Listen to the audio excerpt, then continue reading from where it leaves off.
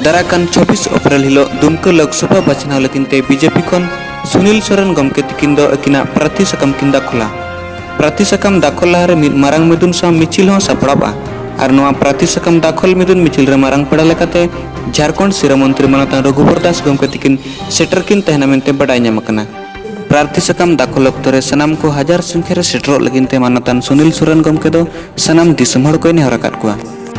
बंधुओं सबको नमस्कार, प्रणाम, जोहार।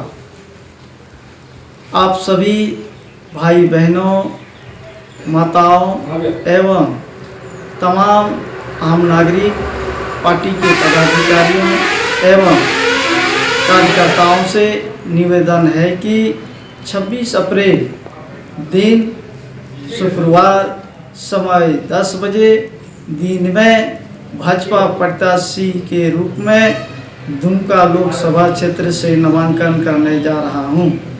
अतः आप सभी से अनुरोध है कि ज़्यादा से ज़्यादा संख्या यज्ञ मैदान दुमका पहुंचकर मुझे आशीर्वाद दें एवं भाजपा का समर्थन करें तथा फिर से मोदी सरकार बनाएं। धन्यवाद। आपका सेवक सुनील सोरेन, प्रत्याशी दुमका लोकसभा। दुमका खन बासुदेव मुर्मू तिकना रिपोर्ट सरना मीडिया।